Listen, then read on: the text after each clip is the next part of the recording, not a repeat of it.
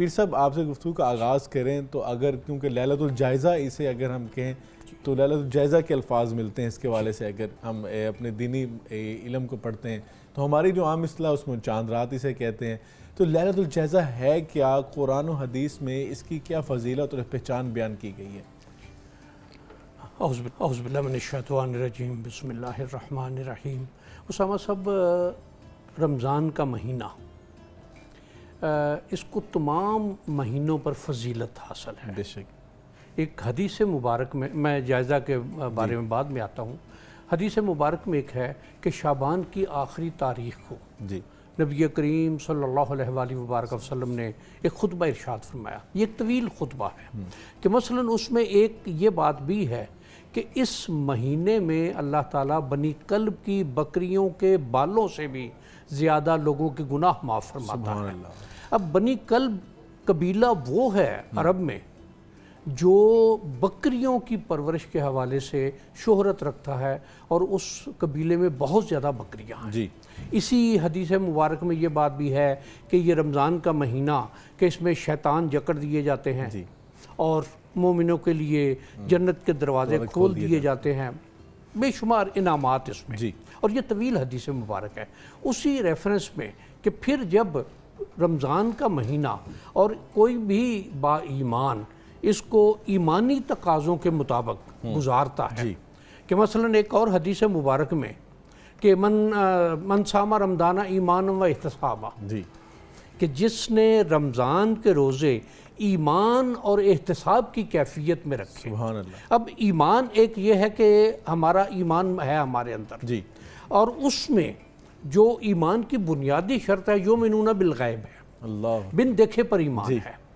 اب میں ایک تھوڑی سی وضاحت کہ ہمارے ہاں غیب کا ان نون معنی کیا جاتا ہے. غائب کا معنی ان نون نہیں ہے، غائب کا معنی انویزیبل ہے، کہ جو ویژن میں نہیں ہے، نظر میں نہیں ہے، نظر نہیں آتا لیکن اس کی ایگزسٹنس ہے. بالکل ایسا. یہ ایمان کی بنیادی شرائط میں سے ایک شرط ہے کہ یؤمنون بالغیب، بن دیکھے پر ایمان رکھتے ہیں. اب اس میں بن دیکھے کو آپ اگر دیکھیں کہ اللہ تعالیٰ، وحی کا آنا، جنت دوزخ، روز قیامت، یہ ساری چیزیں یہ بن دیکھے پر آتی ہیں.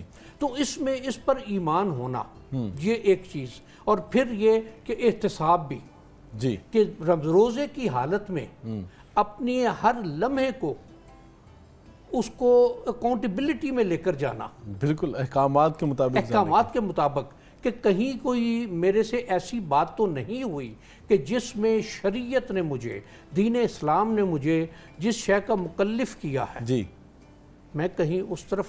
اللہ اکبر.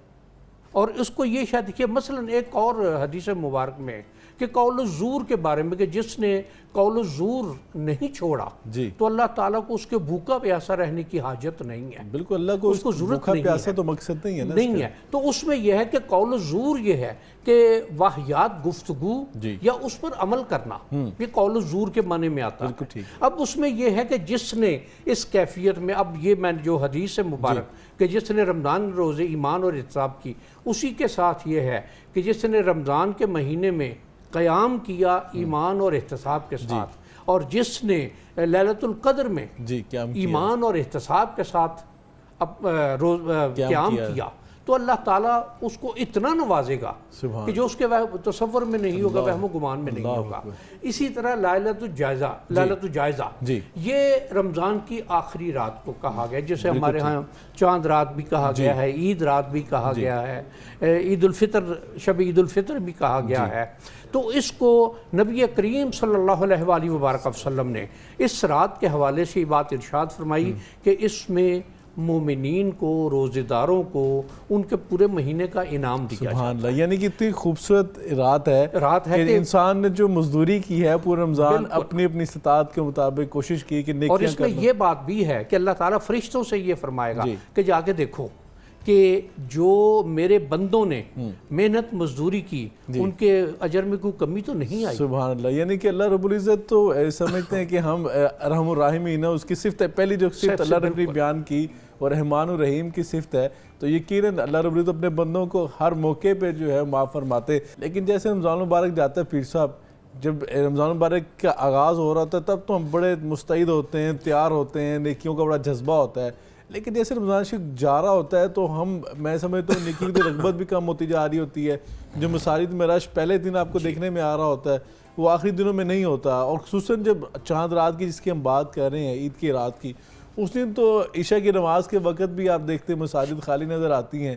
تو وہ رات جو ہے اس کو گزارا کیسے جائے گا؟ ایسا تو نہیں ہے کہ جو ہم نے اعمال کیے ہیں اس کی قبولیت نہیں ہوئی، ہمارا جو ہے رغبت جو ہے نیکی طرف کم ہو جاتی ہے؟ کیا کہیں گے اس حوالے سے؟ اس کو میرے ذہن میں اللہ تعالیٰ معاف فرمائے مجھے اس بات کے لیے جی کہ جو رمضان میں شیاطین جکڑے جاتے ہیں، یقیناً جب رمضان گزرتا ہے تو وہ آزاد تو ہو جاتے ہیں.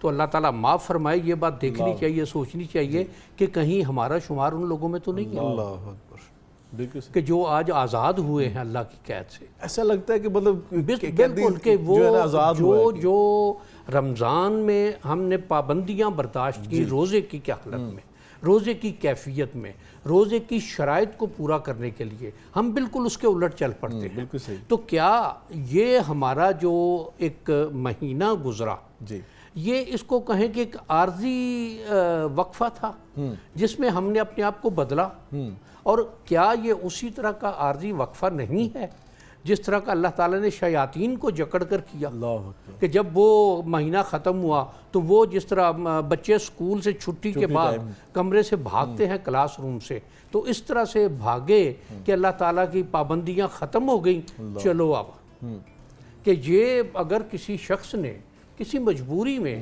روزہ اس کا فوت ہوا تو اس کو یہ اعلان تو نہیں کرنا چاہیے.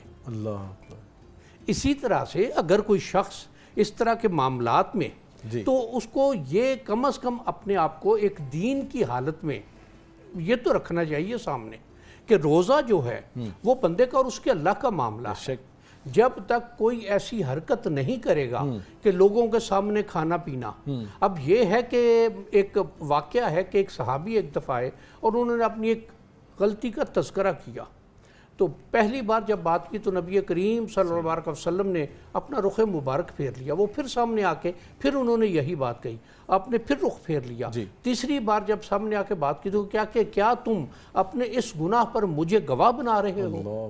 اب جو شخص کسی وجہ سے وہ اس ماہ سیام میں، اس بابرکت مہینے میں، اس قدر و منزلت والے مہینے میں، اس انعامات والے مہینے میں، اس کی بے انتہا ان گنت عنایات کے مہینے میں اگر کوئی شخص کسی وجہ سے کسی بھی کیفیت میں کسی بھی حالت میں روزہ نہیں رکھ پا رہا یا نہیں رکھا اس نے تو اس کو اس کا اعلان تو نہیں کرنا چاہیے. اور ہمارے ہاں اب شاید ایک یہ بات بھی آ گئی ہے کہ لوگ اس بات کو ایک فخر کی علامت بنا کے لوگوں کے سامنے کھانا پینا یا اور سگریٹ پینا یا اور کھلے ہوتے ہیں اور سگریٹ پینا پبلک پلیسز پہ آپ دیکھتے ہیں پر. اور یہ شاید اللہ تعالیٰ معاف فرمائے اس لفظ کے لیے کہ یہ بڑے شیاطین ہیں کہ جو لوگوں کو ورغلا رہے ہیں کہ دیکھو ہم نے روزہ نہیں رکھا، کیا ہوا ہمیں. بالکل صحیح. تو یہ ہے کہ یقیناً یہاں تو شاید انہیں کچھ نہ ہو، لیکن جب اللہ کی بارگاہ میں اور وہ پیش ہونا ہے ہم نے ایک دن، کوئی بھی انسان ایسا نہیں ہے جو اس کی بارگاہ میں پیش ہونے سے بچ سکے. اللہ اکبر، اللہ اکبر. اِنَّ لِلَّهِ وَإِنَّا إِلَيْهِ رَاجِعُونَ کہ ہم نے لازمی طور پر اسی کی طرف لوٹ کر جانا. تو جب اس کی طرف لوٹ کر جائیں گے تو پھر شاید ہم اپنے اعضاء پر بھی کنٹرول نہیں رکھیں گے کہ وہ جب اس کی بارگاہ سے سوال ہوگا تو ہماری آنکھ بھی یہ بات گواہی دے گی کہ اس نے میرے سے یہ برا کام لیا، یہ بری شے دیکھی. کان بھی اس بات کی گواہی دیں گے، زبان بھی اس بات کی گواہی دے گی، ہاتھ بھی اس بات کی گواہی دیں گے، پاؤں بھی اس بات کی گواہی دیں گے، ہاتھ باتیں کریں گے، بار بار کریں گے. اور وہ زبان سے یا اپنے طور پر اس بات کو جھٹلانے کی کوشش کرے گا، لیکن جس عضو کے ساتھ اس نے وہ برائی کی ہوگی، گناہ کیا ہوگا، وہ خود بول اٹھے گا. بالکل پیر صاحب آپ نے بڑی خوبصورت جو بات بیان فرمائی نا، میں فکر مکمل کر لوں ذرا. اس میں یہ بات بھی ہوگی کہ پھر اس وقت کیا سامنے لاؤ گے؟ کیا اللہ کی بارگاہ میں وہاں کوئی سفارش چل سکے گی؟ وہاں کوئی اور شے چل سکے گی؟ پھر جب وہ کسی کو سزا کا مستحق قرار دے دے گا تو پھر اس کی سزا سے کون بچ سکے گا؟ کوئی نہیں بچ سکتا، اس کی سزا پر کون پورا اتر سکے گا؟ بالکل صحیح، آپ نے بڑی خوبصورت بات بیان فرمائی، اور جو پیر صاحب آپ نے پہلے نقطہ بیان فرمایا تھا نا کہ ایمان بالغیب، جی جب غیب پہ ایمان ہوگا نا، کہ اللہ کی پکڑ کا، سزا جزا کا کنسیپٹ اور آخرت کا ایمان جب ذہن میں ہوگا تو یقیناً انسان اس تصور کے ساتھ نیکیاں کرے گا، اور یہ نہیں ہوگا کہ رمضان آیا ہے تو بس وہ ایک ڈیکورم میں آپ نے اپنے آپ کو بدلنا ہے، ایک خول کے اندر آپ نے اپنے آپ کو تبدیل کر لینا ہے، جیسے ہی رمضان گزرتا ہے وہ خول اتار کے رکھ دیتے ہیں، اور پھر وہی آپ کی زندگی کا جو طریقہ کار ہے، لائف سٹائل ہے، اس کے مطابق زندگی گزارے۔ ایسا نہیں ہوتا، یا ایھا الذین آمنوا ادخلوا فی السلم کافہ، پورے کے پورے اسلام میں داخل ہونا ہے۔ اس پہ مزید ناظرین کے ہم گفتگو